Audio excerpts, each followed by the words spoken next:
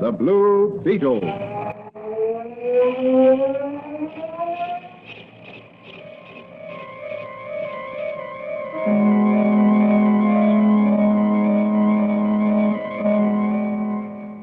Sweeping down upon the underworld to smash gangland comes the friend of the unfortunate, enemy of criminals. A mysterious, all-powerful character, a problem to the police, but a crusader for law. In reality, Dan Garrett, a rookie patrolman, loved by everyone but suspected by none of being the Blue Beetle. As the Blue Beetle, he hides behind a strange mask and a suit of impenetrable blue chain armor, flexible as silk but stronger than steel.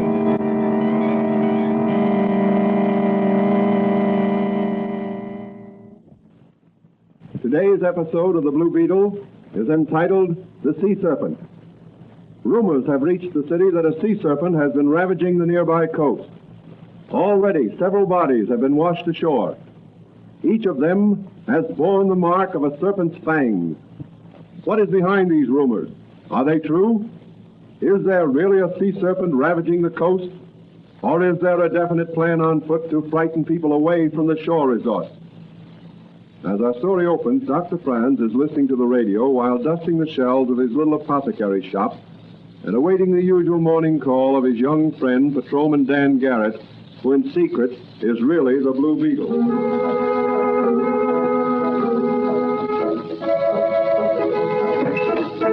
Morning, Doc. Oh, hello, Danny. Hey, what's that, a radio? Don't tell me you're going to modernize this quaint little shop of yours. No, it's not that bad. I just thought I'd like to have a little music once in a while. The customers also like to get the baseball scores and the news. Fine. What are you and Mike Manigan doing these days? Any special assignment? No, it's been a little quiet since we chased those racketeers out of Chinatown. What do you think about this sea serpent scare? I don't really know what to think. Are there such things as sea serpents, Doc? Well, the term sea serpent has been associated with huge dragon-like creatures we read about. But as a matter of fact, a serpent can be any size. According to reports, the bodies of these bathers who were bitten showed signs of having been poisoned. That's strange. We interrupt our regular program to bring you a special news bulletin. Breaker City. The body of another bather was brought ashore by lifeguards this afternoon. The bather, a man about 50, showed signs of distress while swimming about 300 feet offshore. His cries for help were immediately answered by lifeguards who rushed to his rescue. However, when brought to shore, he failed to respond to efforts at respiration and died on his way to the hospital. Doctors who examined the man reported finding marks upon the man's leg resembling snake bites.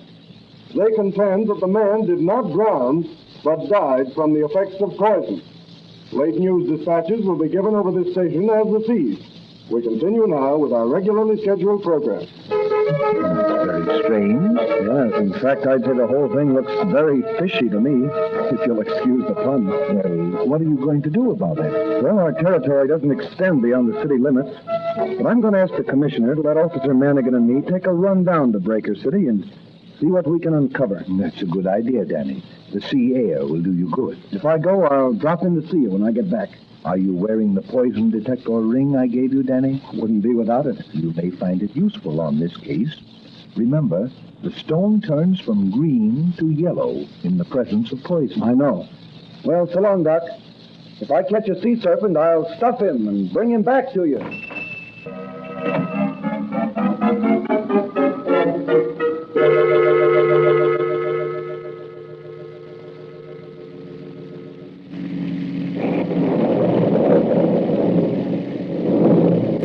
Sure, it's dark driving through these pine woods. Yes, and the rain doesn't make driving any easier. You know, it seems kind of strange to be working on a case in cities.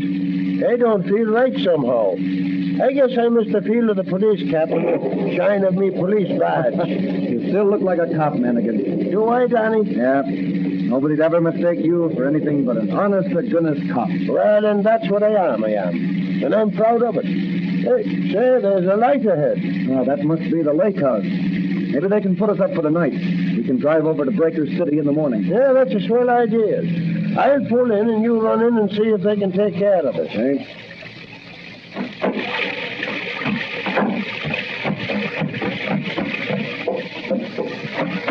Good evening. Kind of wet outside, isn't it? Yes. Well weathered for ducks. Traveling far? My friend and I are on our way to Breaker City. We saw your lights and decided to stop off for the night. Are you the clerk? I'm the owner. Own several hotels around the lake here. I beg your pardon. Got any accommodations? Sorry, but we're all filled up. Business must be good. Or has the rain forced the tourists inside? Yeah, it isn't the rain. We're having the best season we ever had. Is that so? I thought the summer resorts were complaining about poor business. Not here at Pine Manor Lake. Well, I guess we'll have to keep going. It isn't far to Breaker City. You'll find plenty of accommodation there. Well, if you're filled up, they'll be too. I hardly think so. They're not doing so well this season. This Sea Serpent scare seems to be keeping people away from the seashore. But one man's misfortune is another man's gain. We seem to be getting the business that usually goes to the seashore. Is that so? Well, that's very interesting. Good night. I'm more anxious than ever to get to Breaker City.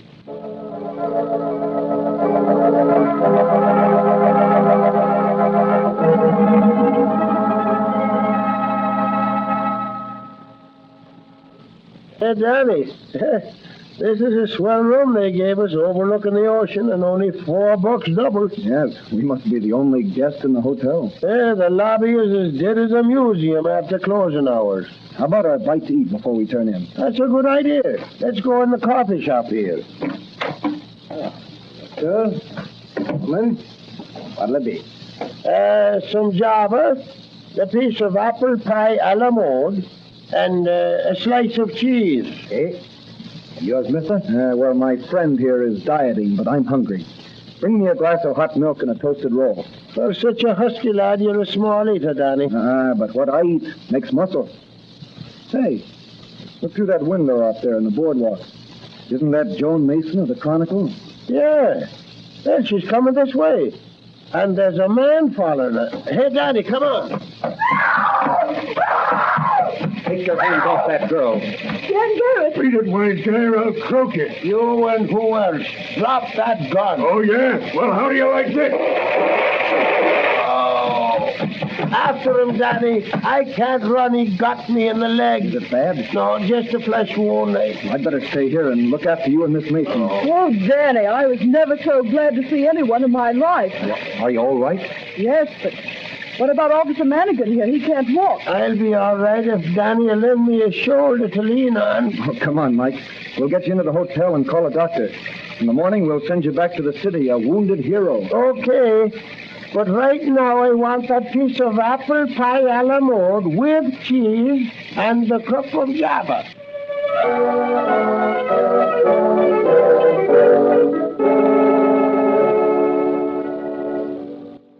You say, Joan, you talked with one of the lifeguards who's made several rescues? Yes, I told him I was investigating the Sea Serpent story for the Chronicle. Well, what did he say? He said that in each case he'd seen something that looked like a serpent's tail lash out of the water just before the victim cried for help. Well, have you found anyone else who claims to have seen the sea serpent? No, I haven't. That's strange. Yes, isn't it? Where did you pick up this man who was following you? In a restaurant on the boardwalk. He came in while I was eating and followed me when I left. Well, this sea serpent scare is either a practical joker's plan gone haywire, or it's a well-thought-out scheme to ruin the season for Breaker City. Doesn't look like a joke to me. Mr. Downs, the owner of this hotel, is ready to commit suicide. He's losing thousands of dollars every day. Well, you better get some sleep. I'll see you in the morning. What about Manigan? Oh, I'll put him on the train and ship him back to the city. The doc said his wound wasn't serious, but he won't be much help to us here. How about meeting me out on the pier? They're pulling in the net to sunrise, and they may catch a sea serpent. I'll be there with some salt for his tail.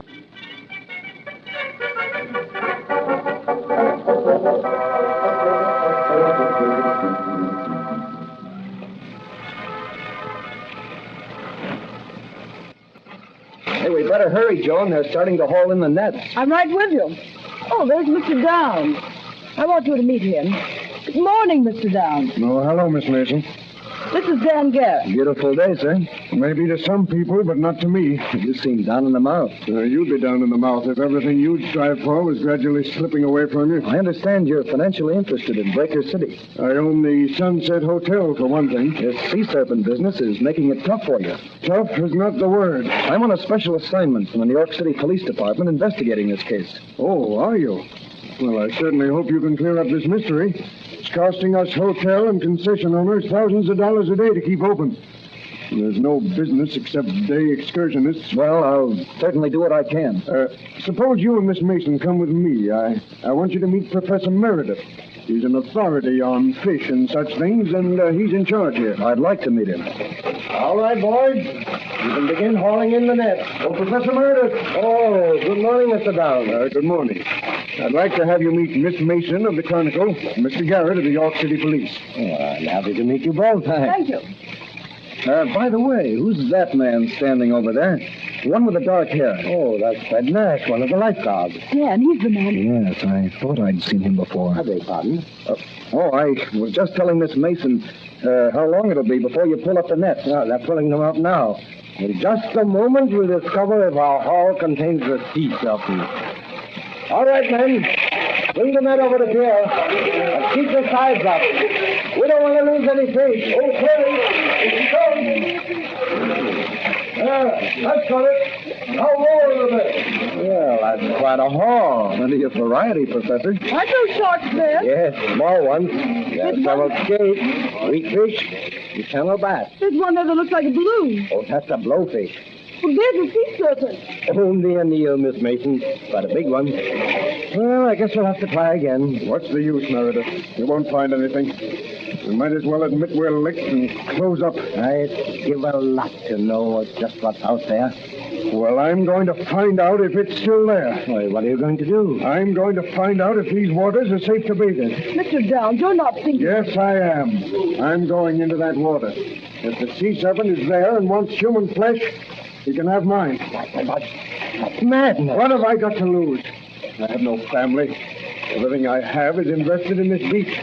If I can bathe here, so can everybody else. I'm going to get it over with. Stop him. He's gone crazy with worry. Hey, you lifeguards, grab him. Oh, there he goes, right off the pier. I'm going after him. No, Dan. There go the lifeguards. They'll get him. Keep your eyes on them, everybody. I'm going in, too. No, Danny, no. Go of me, Jones. I'm going out in that rowboat under the pier. Look, Mr. Downs is swimming away from the guards. He's a strong swimmer. Whatever made him do it? This thing has preyed on his mind for a long time. Look, one of the guards is calling for help. One of you men run for a doctor and phone the lifeguard station for a pull motor. Look, Mr. Downs has grabbed the lifeguard and Something's happened to Downs. he's let go of the lifeguard and it's sinking. Hurry, Danny, with the boat. Oh, the serpent's got Mr. Downs. He's got him. I know it. I know it.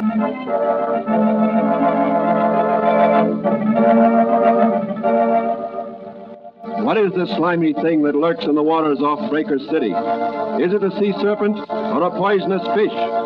Will Danny solve this mystery, or will the Blue Beetle have to go into action?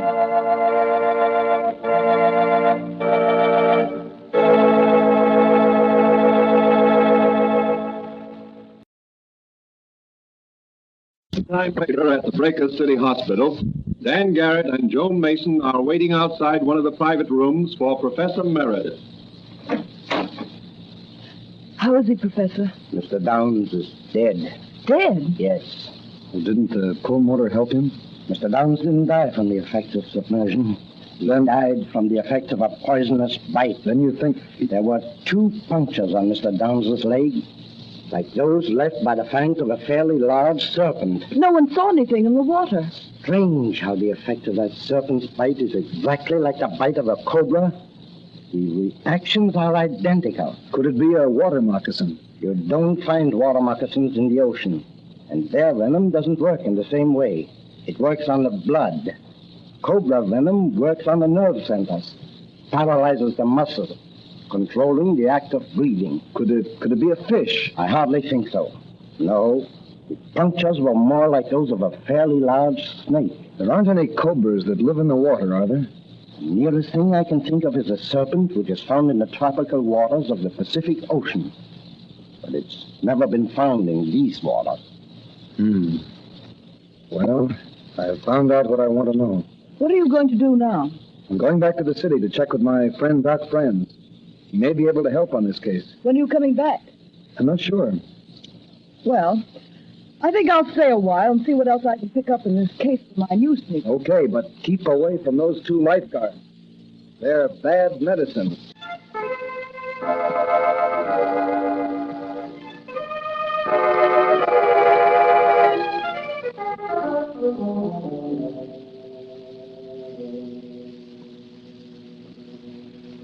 So you suspect the 2 lifeguards of being implicated in these deaths? Yes, I do. I'm convinced of it. What makes you so sure? All the time I was rowing the boat with the 2 lifeguards and Mr. Downs back to shore, the stone in the poison detector ring was bright yellow. But perhaps the poison in Mr. Downs' body. No. You see, after they took him away, the stone was still yellow.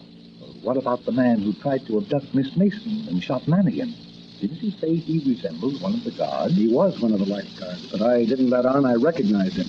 I didn't want to spoil my chances of getting enough evidence to convict him in this larger case by showing my hand in the case of simple assault. Very wise, very wise. But what are you going to do now? Put on my Blue Beetle armor and mask and... I'll answer it.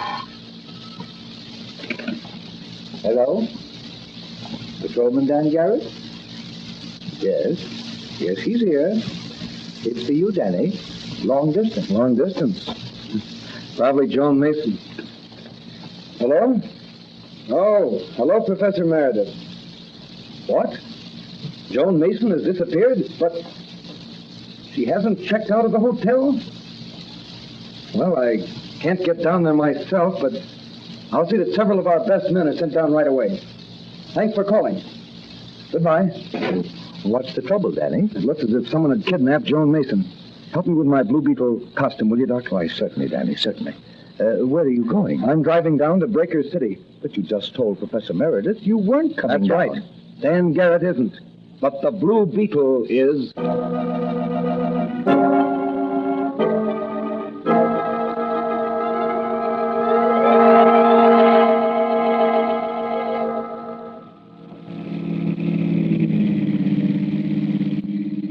Certainly pleasanter driving down in the moonlight than it was in the rain.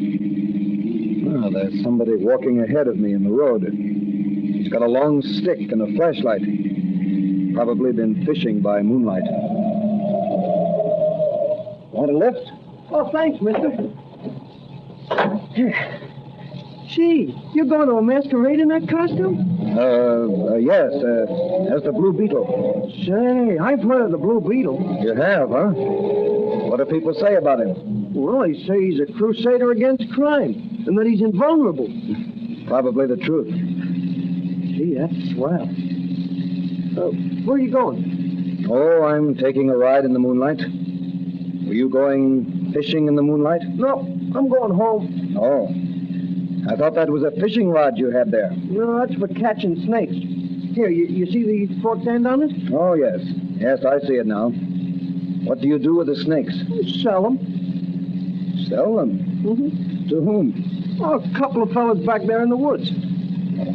What do they do with them? Eat them? Eat them?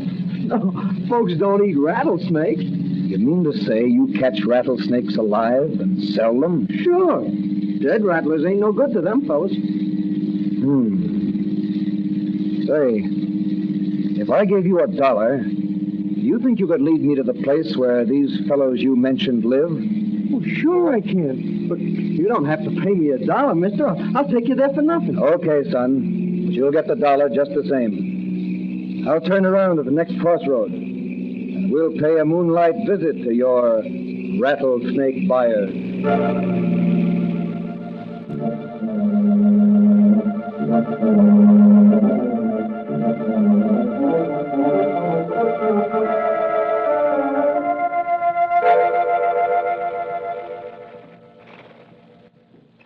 So, Miss Mason, it's very unfortunate for you that you got as far as you did with your investigation.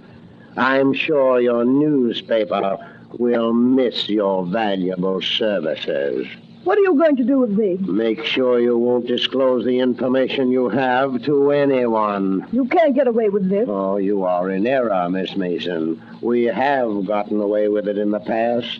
We will again. The vacation business has been detoured to Pine Manor Lake. It will still follow that detour after your body is found floating in the ocean, a victim of a poisonous sea serpent. You wouldn't dare. Wouldn't dare? Fred, Joe. Yeah, boss?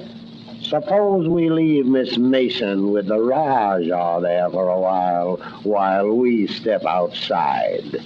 Her education has been neglected. She has never met a 6-foot cobra. No, you can't do that. You can't. Raise the lid of his cage and let him...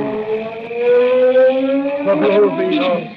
Yes, the Blue Beetle. And he's going to nip harder than your cobra can strike. Open the cage, Joe, then dive out the window. I've got the Blue Beetle covered with this gun. Save your bullets. You can't injure the Blue Beetle. Is that so, wise guy? Well, how do you like this? Oh, let that be a lesson to you. Never telegraph your punches. Back up, you Blue Beetle. Oh, no, you don't. Now we'll... Well, how do you like this, Blue Beetle? A rattlesnake around your neck. You're a fool. No snake can bite through this chain armor. Here, I give it back to you. Ah, take it off. He'll kill me. You're yellow when you're cornered, you murderous crook. Look out, Blue Beetle. Don't turn over the King Cobra's cage. Get me out of here. Take it off. Get me out of here. I'll paralyze him with my magic ray. There, that'll hold him for a while. Now for the one around your neck, Slavitt. There. I should have let you die the agonizing death some of your victims have died. I'm bitten. I'm poisoned. I'm going to die. Not by poison, Slavitt. The law will take care of you in the proper manner. Here, Miss Mason, give me a hand. We'll handcuff these lifeguards to the snakes' cages. They're still unconscious.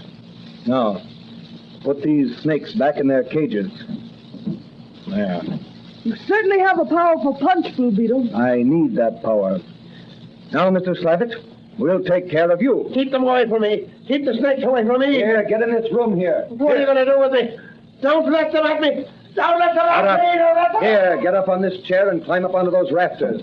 Oh, I can't. Now, I'll just pull the King Cobra's bark over here, under you, and open the lid. Then we'll shut the door and let the Cobra guard you till the police arrive. I don't think you'll try to escape. Come on, Miss Mason. I'll drop you off at your hotel. You can phone a front-page scoop to your paper. And the heading will be Sea Serpent Hoax Exposed. Murderous racket smashed by the Blue Beetle.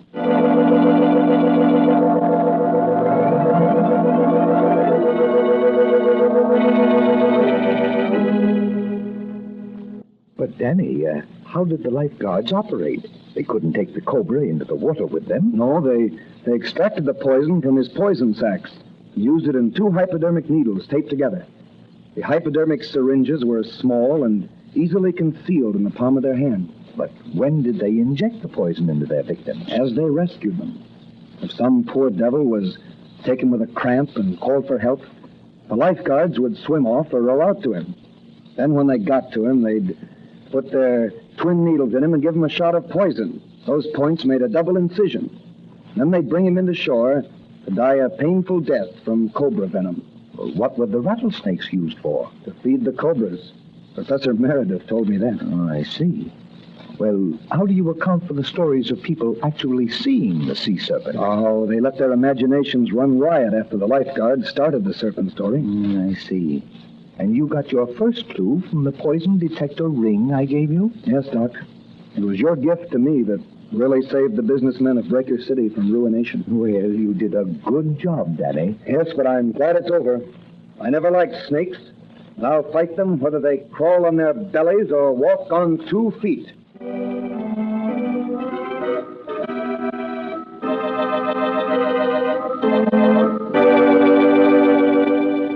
And so another fiendish racket was smashed by the Blue Beetle. What will Dan Garrett's next assignment be? Where will the Blue Beetle strike next in his crusade against the underworld? These questions will be answered in the next episode of The Blue Beetle.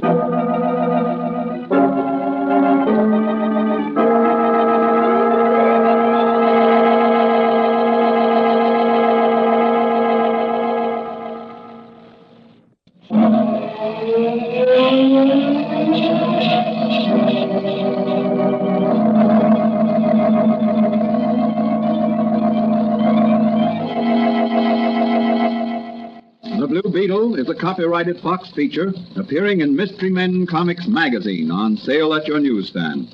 The Blue Beetle is on the air twice a week on this same station. Consult the broadcast schedule in your local newspapers. And don't forget to listen in.